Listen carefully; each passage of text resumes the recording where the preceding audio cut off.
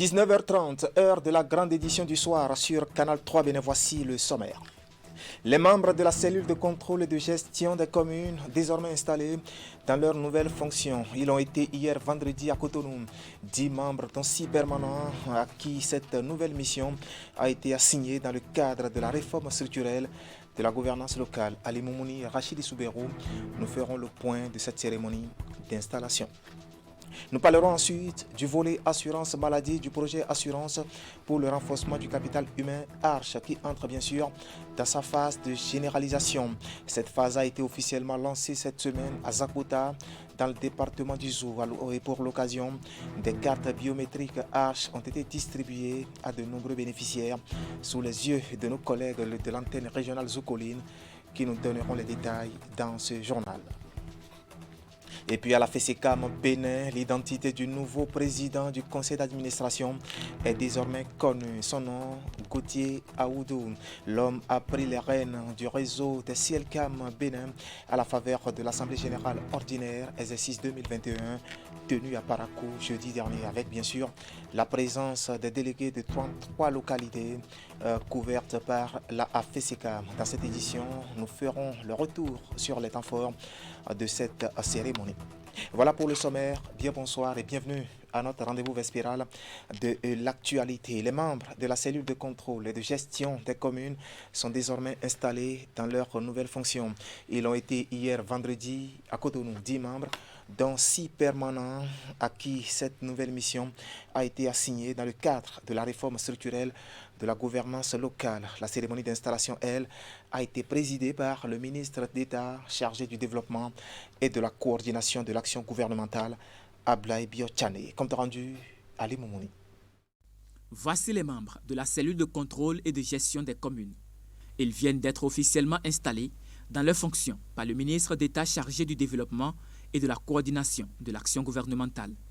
Instrument important de reddition des comptes, la cellule rend effective la mise en œuvre des réformes structurelles du secteur de la décentralisation au Bénin.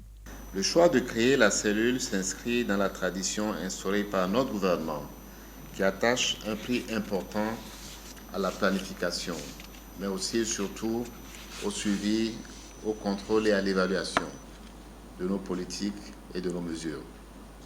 La quête du développement nous impose cette rigueur dans l'action. Nous l'avons fait en ce qui concerne les actions au niveau central et nous en connaissons tous les résultats aujourd'hui. Ils sont au total 10 membres au sein de la cellule de contrôle et de gestion des communes avec 6 permanents. Leur mission est d'effectuer un suivi rapproché de la gestion des affaires communales et d'assurer un contrôle des actions des mairies.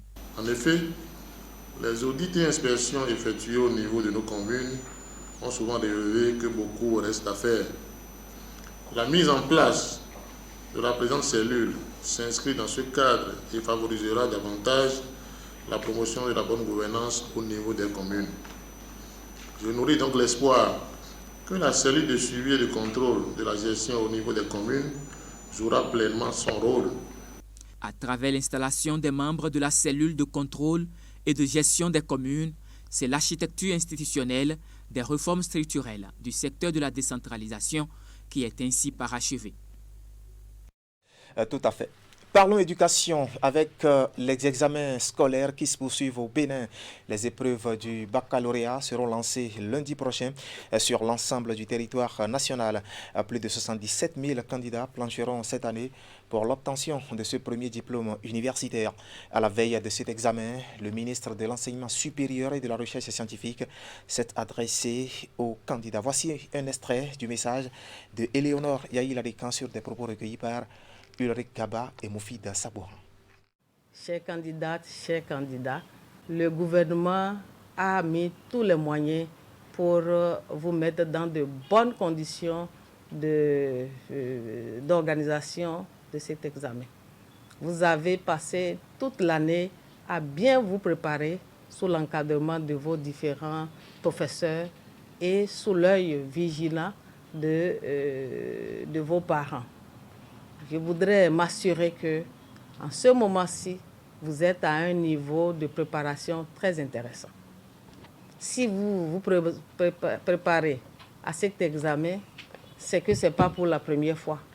Vous l'avez déjà certainement fait au niveau primaire, vous l'avez fait au niveau secondaire 1, cycle 1 pour le BPC, et donc vous n'êtes pas des nouveaux en matière de diligence nécessaire pour réussir son examen.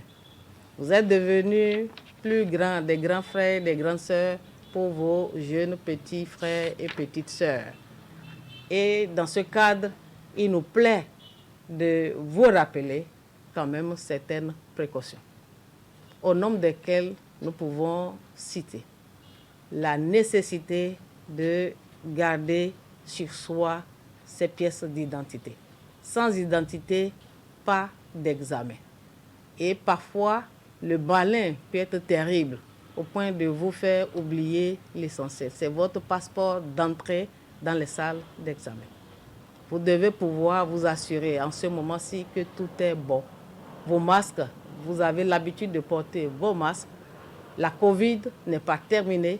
Si nous avons traversé des crises, nous sommes toujours dans une période où nous devons toujours maintenir la veille stratégique.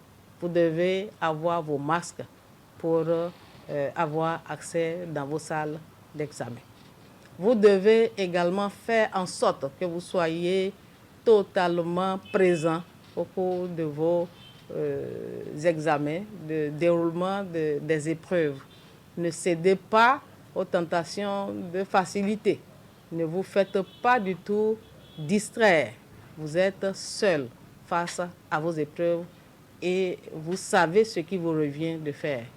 Je voudrais vous souhaiter une très bonne participation pour que, à la fin de ce processus, nous puissions recueillir, nous puissions avoir la fierté, la joie de constater que le résultat de l'examen édition 2022 est encore plus encourageant que celui que nous avons déjà eu l'année dernière qui était encourageant. Inédit 64% l'année dernière.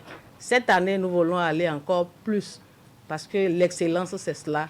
On ne se repose pas lorsqu'on se lance dans l'excellence. Chaque jour, c'est un défi à relever.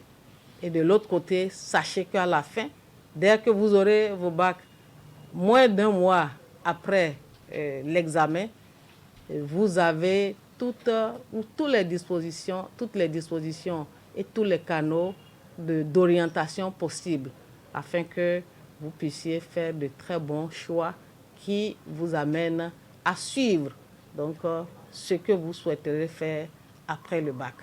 Il ne s'agit pas d'avoir le bac simplement pour avoir le bac, mais il s'agit d'avoir le bac avec une très bonne moyenne. Il faut être parmi les excellents. C'est à cela que je vous convie et je vous souhaite une très bonne participation. Bonne chance à vous. Je vous remercie. Merci. Merci, madame. Voilà, professeur Éléonore Yahi-Ladekan, ministre de l'Enseignement supérieur et de la Recherche scientifique. 12 semaines pour aguerrir enfants et parents à la protection de l'enfance sur Internet à travers la sensibilisation des utilisateurs du cyberespace, une initiative de l'Agence nationale de la sécurité des systèmes d'information ANC qui vise justement à éduquer les citoyens aux besoins pratiques de cérémonie et de sécurité numérique. Une initiative lancée officiellement hier vendredi à Cotonou. Précision, William Clécan, Estelle Kappa et Moufid Sabo.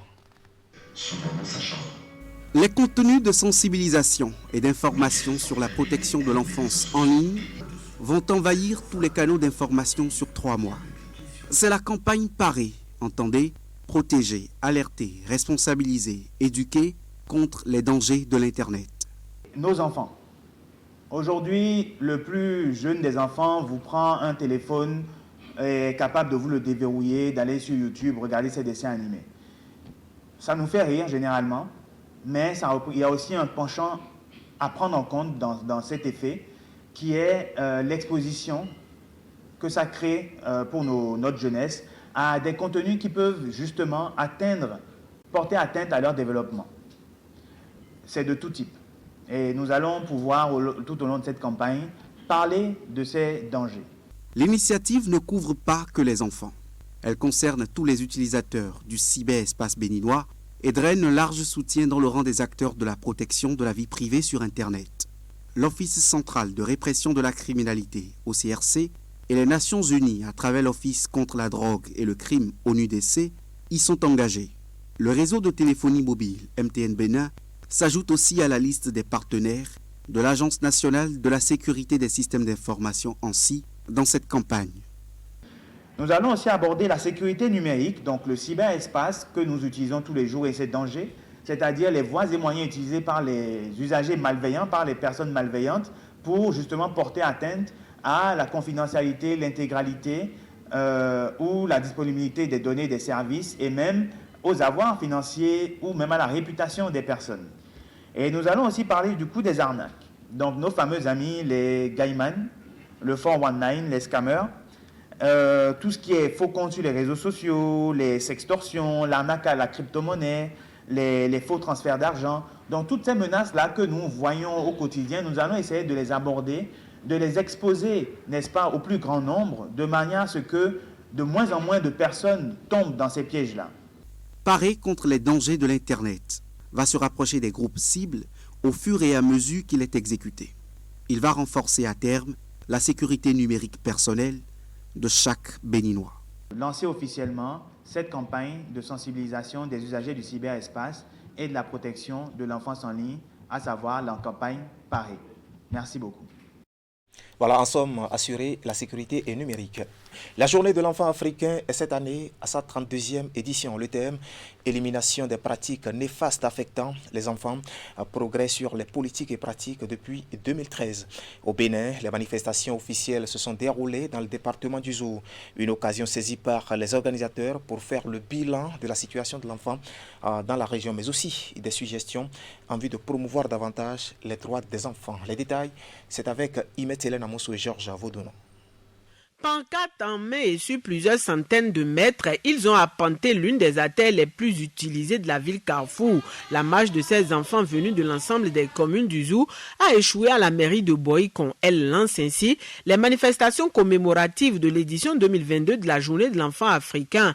Une journée instituée en souvenir de ces mineurs massacrés en 1976 à Soweto, en Afrique du Sud. La célébration de la journée de l'enfant africain vise à se souvenir de ces enfants et des actions qu'ils ont menées avec bravoure pour défendre et revendiquer leurs droits. La journée de l'enfant africain permet ainsi de se souvenir de tous les enfants d'Afrique et appelle à une véritable introspection et une ferme résolution pour relever les nombreux défis auxquels sont confrontés les enfants à travers le continent. Initiée par l'Union africaine, la journée de l'enfant africain est commémorée chaque 16 juin. Elle est l'occasion de se pencher sur la situation des enfants, mais aussi prendre des décisions pour la promotion des droits de ces derniers. Cette année, la célébration est axée sur le thème « Élimination des pratiques néfastes affectant les enfants, progrès sur les politiques et pratiques depuis 2013 ». Les différents acteurs présents à Boïcon ont évoqué l'état de l'enfant dans le Zou,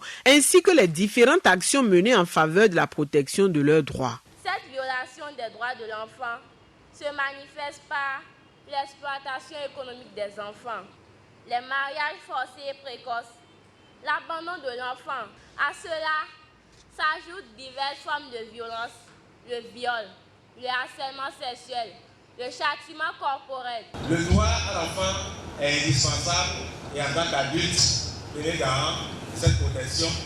Nous devons de vous accompagner et de s'assurer que de commun accord, de consultation avec les acteurs qui sont dans la protection, tout aille bien avec vous, que vous soyez à l'école, en famille, dans la communauté, que vous soyez protégés. Il y a plein d'actions qui ont été menées et au nombre de ces actions, on peut citer la campagne surtout de sensibilisation, tolérance zéro au mariage des enfants, tolérance zéro aux grossesses en milieu scolaire, la dissémination de toutes les nouvelles lois, le suivi rapproché des enfants dans les centres d'accueil et de protection.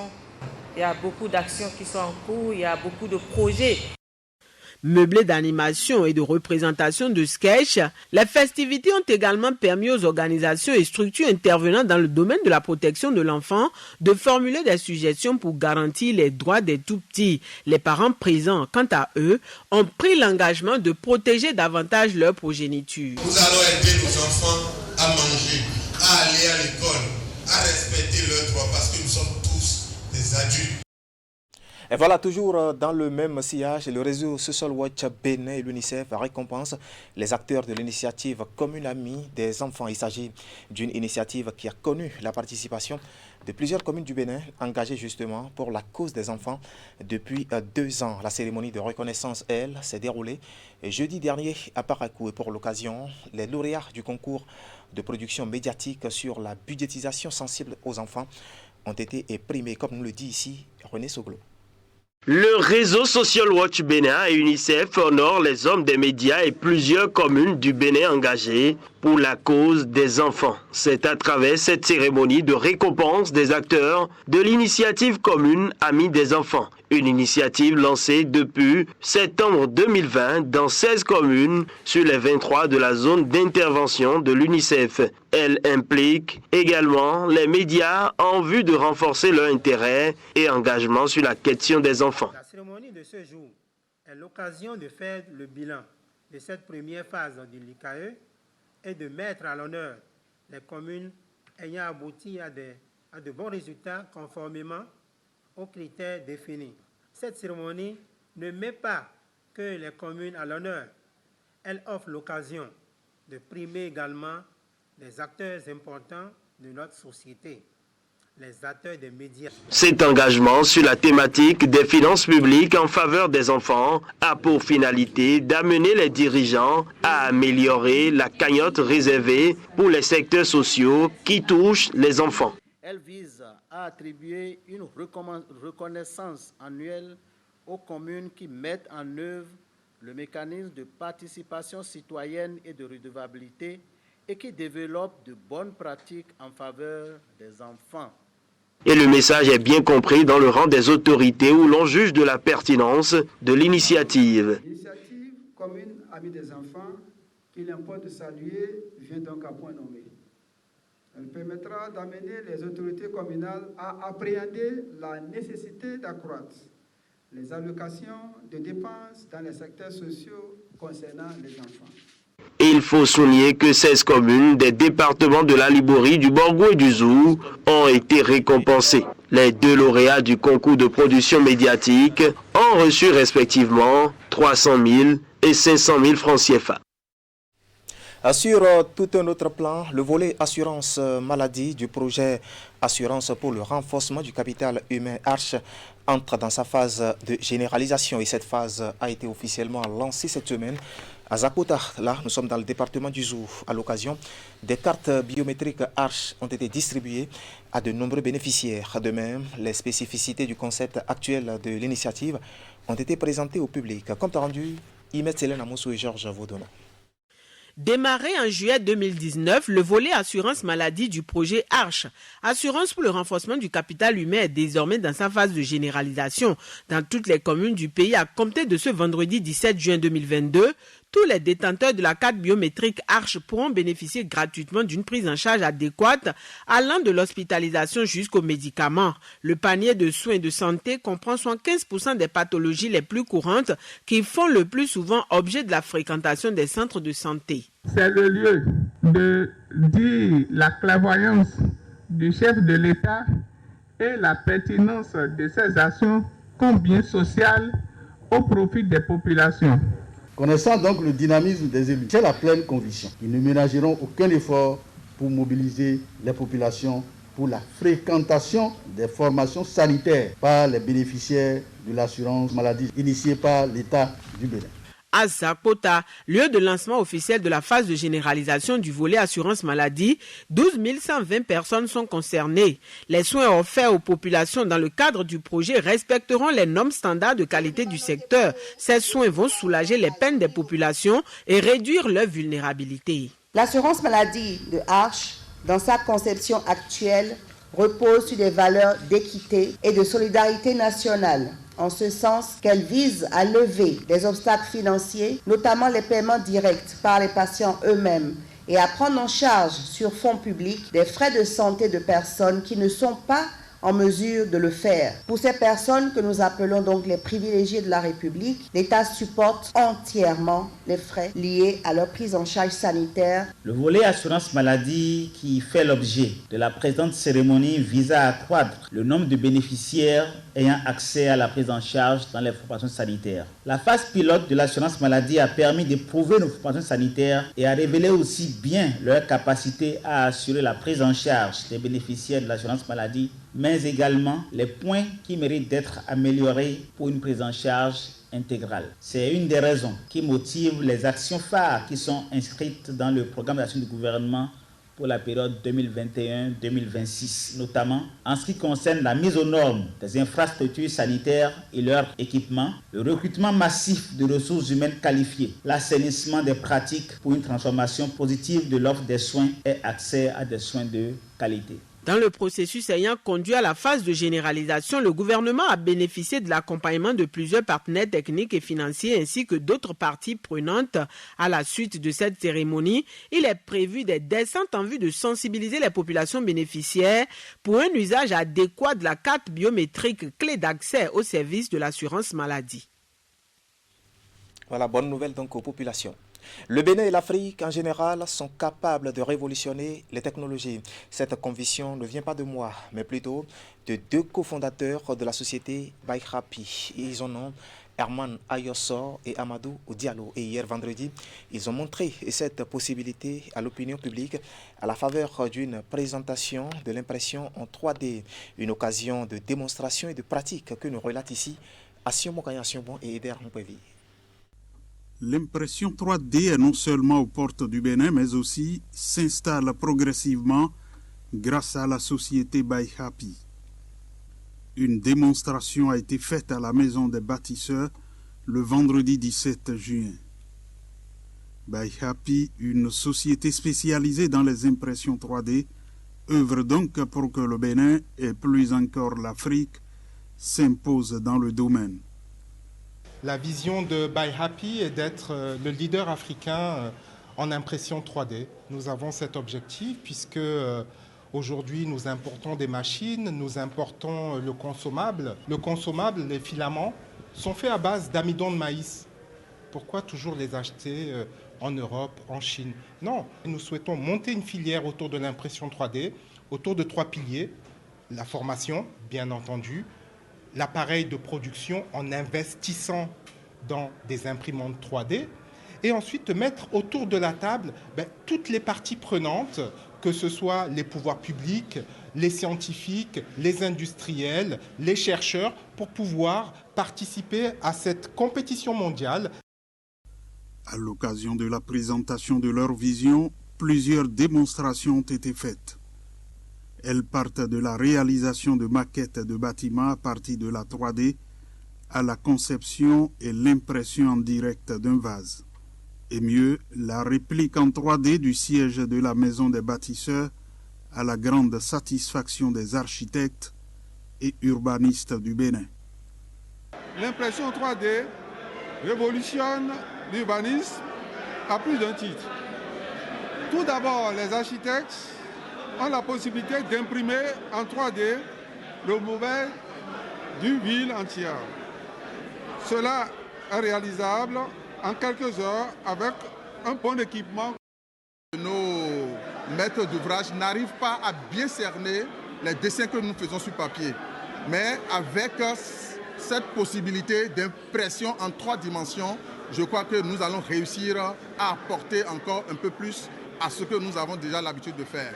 Le fait d'avoir son œuvre devant soi pousse le maître d'ouvrage à aller plus vite dans la réalisation. Donc je vais conseiller à mes confrères de faire appel, d'expliquer la chose. Ça en va de l'intérêt et du maître d'ouvrage et du maître d'œuvre. La société Bayhapi est une initiative de 2 jeunes, le Béninois Herman Ayossor et le Guinéen Amadou Diallo. À leur côté, une équipe de jeunes formés sur place. L'Afrique a toute sa place, sachant qu'au niveau des ressources, on en a énormément. Et on a un autre truc, une autre chose qu'on exploite très peu, c'est les compétences et la matière grise qu'on a chez nous. Donc vous avez vu ce qui a été fait aujourd'hui, ce qui a été montré, ce sont les jeunes d'ici qui l'ont fait. qui ont été formés ici. Hermana Yosso et Amadou Diallo, vivant en France, ont fait l'option de faire profiter à l'Afrique leur savoir en commençant par le Bénin. Ils sont convaincus que d'ici quelques années, ce sont les Africains qui vont former les autres. Tout à fait. Après le décret pris en Conseil des ministres du 25 mai dernier pour réglementer les activités génératrices de bruit au Bénin, le directeur départemental du cadre de vie Atakora Donga veut s'assurer que cette mesure est respectée sur le terrain. Et ce week-end, il a effectué une descente inopinée dans les boîtes de nuit, buvettes et églises de Natitengu. Notre reporter Alassane Arouna l'a suivi. Voici son compte rendu. Le directeur départemental du cadre de vie Atakora Donga dans les buvettes, maquis et boîtes de nuit de Natitengu ce samedi. Gabin Akombesi et ses collaborateurs sont allés constater la mise en application de la décision sur la réglementation du bruit au Bénin, prise en Conseil des ministres le 25 mai 2022.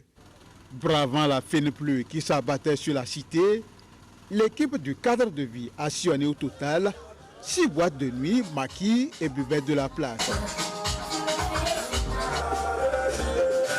Si certains tenanciers de ces lieux générateurs de bruit respectent les décibels tels que recommandés par les tests, d'autres par contre mettent la musique à fond malgré leur tardive au mépris de la réglementation en vigueur. Nous avons visité, je crois, en tout 5 à 6 disons, bars et buvettes, restaurants. On a visité. Donc sur les 6 que nous avons visités, 2 sont aux normes, 4 ne sont pas aux normes. Dans une démarche pédagogique, le directeur départemental du cadre de vie va donner des conseils aux tenanciers partout où il est passé. Dans la pédagogie, nous laissons les gens au niveau où ils sont. Ils sont des fois à 75, 80, 90 décibels. Et maintenant, on règle avec le son pour venir à moins 70 décibels dans les espaces et horaires indiqués. Cette démarche de l'équipe départementale du cadre de vie semble avoir reçu un écho favorable puisque les tenanciers prennent l'engagement solennel de respecter à la lettre les tests pour éviter toute nuisance sonore à leur voisinage. Nous sommes dans un environnement qu'on doit respecter aussi les heures qu'on doit reposer. Donc désormais, ici, on va respecter les normes. À partir de certaines heures, il n'y aura pas du bruit comme cela se doit. Après la descente du samedi soir, l'équipe départementale du cadre de vie va poursuivre son périple, cette fois-ci le dimanche, dans les églises de la place. Dans la foulée, 7 lieux de culte ont été visités.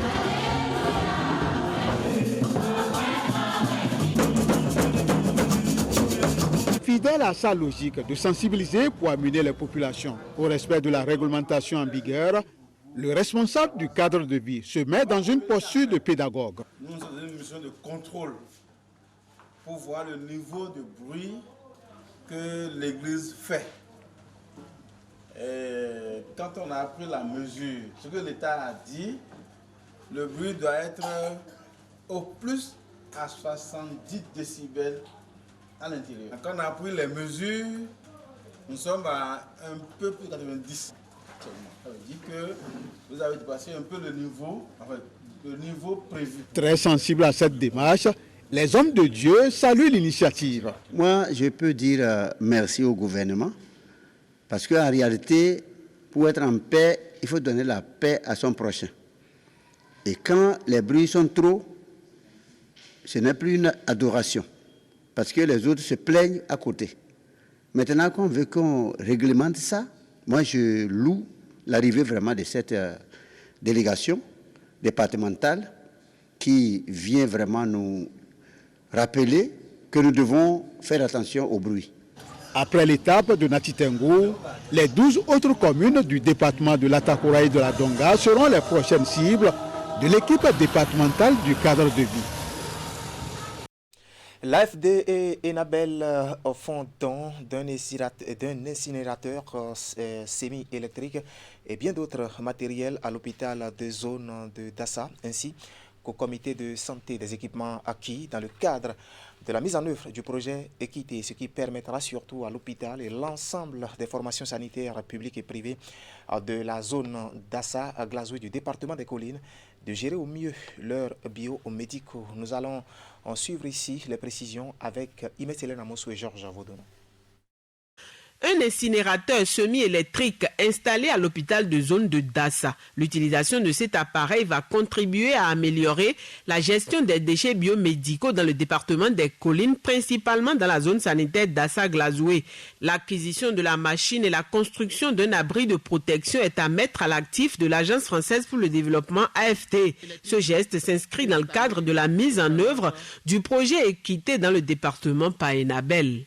C'est un incinérateur qui a la capacité d'incinérer 200 kg de déchets par jour. Et à ce titre, la zone sanitaire s'est déjà organisée et a mis en place un dispositif pour que les formations sanitaires publiques, les formations sanitaires privées amènent leurs déchets au niveau de l'hôpital pour être incinérés. Les déchets, c'est un problème fondamental dans tout foyer, dans tout ménage, mais dans un hôpital, il s'agit de déchets d'autant plus problématique et c'est pour ça que je suis vraiment heureux d'avoir suivi les requêtes de nos partenaires, un incinérateur dernier cri où les déchets finalement très importants se retrouvent en quelques heures à l'état de poussière inoffensive. La cérémonie d'inauguration et de remise en service officielle de l'incinérateur a été couplée avec la remise d'autres équipements, dont 2 tricycles entièrement couverts à l'arrière. Les engins vont faciliter le transport des déchets des formations sanitaires publiques et privées de la région vers l'appareil. De même, le fonctionnement de la plateforme nationale des utilisateurs des services de santé a été renforcé. 50 tablettes ont été remises en vue de la gestion des plaintes et les enquêtes de satisfaction. Les comités de santé COGES des zones sanitaires du département ont également été appuyés à travers un don de matériel de fourniture de bureaux. Au nom de mes pairs, je voudrais dire un sincère merci. Merci et souhaiter que ce mariage entre Enabel et l'hôpital de zone de Dassa-Glazoué connaisse des lendemains meilleurs. On ne peut pas également s'attaquer à la question de la qualité des soins sans chercher à s'intéresser à la participation des bénéficiaires et des organes de cogestion. C'est pour ça que tout ce qui est investi et pour accompagner les organes de cogestion est intéressant à nos yeux. Évalué à 92 500 000 francs CFA, ces différents dons constituent un soutien important à la politique du gouvernement en matière de santé. Cette contribution va permettre l'atteinte d'une partie essentielle du premier résultat du projet, à savoir la promotion des services de santé promotionnels, préventifs et curatifs de qualité par rapport aux maladies non transmissibles, ainsi que les soins obstétricaux et néonataux d'urgence. À la FESECAM Bénin, l'identité du nouveau, sinon du tout nouveau président du conseil d'administration est désormais connue. Son nom, Gauthier Aoudou. L'homme a pris la rêne du réseau des CLCAM du Bénin à la faveur de l'Assemblée générale ordinaire exercice 2021 tenue à Parakou jeudi dernier, avec surtout la participation des délégués de 33 localités couvertes par la FESECAM. Compte rendu, Ulrich Abalo et Socrate Adantadé. Succès total avec un résultat excédentaire de plus de 2 milliards de francs CFA. C'est l'exploit réalisé par la fêtière des caisses d'épargne et de crédit agricole mutuel du Bénin, FESECAM en abrégé, pour le compte de l'année 2021. Le bilan de ce exercice a été fait à la faveur de cette rencontre qui a réuni les délégués des CLCAM de 33 localités dans cette salle de fête dans la ville de Parakou. Un résultat pour lequel les responsables saluent les efforts consentis à tous les niveaux. J'ai pris la direction générale de notre réseau avec pour ambition de garder le cap en renforçant sa performance financière. Le pari est en train d'être gagné pour cette première année de mise en œuvre du plan d'affaires 2021-2025, comme en témoignent quelques indicateurs principaux. J'adresse à cet effet mes vives félicitations à tous les acteurs du réseau qui m'ont accompagné dans cette noble mission. Le rendez-vous de ce jeudi 16 juillet a été marqué par la participation d'un parterre d'autorités politico-administratives dont le préfet du Borgou, Jibril Maman Sissé. Ce dernier salue les multiples actions de la FESECAM Bénin dans son département et partout dans le pays. il y a lieu de disposer des services financiers décentralisés comme la PCCAM Bénin afin de répondre aux besoins spécifiques du dit secteur. C'est pourquoi je voudrais adresser mes sincères remerciements au président du conseil d'administration et au directeur général de la PCCAM Bénin pour le soutien sans cesse croissant que votre structure ne cesse d'apporter au secteur agricole et les nombreuses actions sociales en faveur de nos populations. La rencontre a été également et surtout marquée par le renouvellement des membres du conseil d'administration. Ainsi, Gauthier Aoudou prend désormais les rênes de la plus haute instance de la FECICAM Bénin. Il se réjouit de cette nomination et se dit conscient de la tâche qui l'attend. Vous constituez pour moi l'étoile qui va briller pour guider mes pas. Vous allez briller devant mes yeux plus que cette étoile qui a guidé les rois mages. Et j'en suis convaincu. Je réussirai avec vous. Un peu plus tard dans la soirée de ce jeudi, un dîner de gala a été organisé pour marquer d'un sceau indélébile le départ à la retraite des agents ayant droit. Plusieurs autres agents, toujours en service et sélectionnés meilleurs dans la gestion de leur caisse, ont également reçu des lots. Et un autre rendez-vous est pris pour l'année prochaine à Abomey, dans le département du Zour. Et voilà, c'est l'essentiel à retenir ce soir quant à l'actualité sur Canal 3 Bénin. Toute l'équipe technique et celle de la rédaction qui m'accompagne vous remercie de nous avoir suivis. Restez en compagnie de nos programmes. Moi, je vous retrouve demain dimanche, si Dieu nous prête vie. Bonne suite de week-end à toutes et à tous et à demain.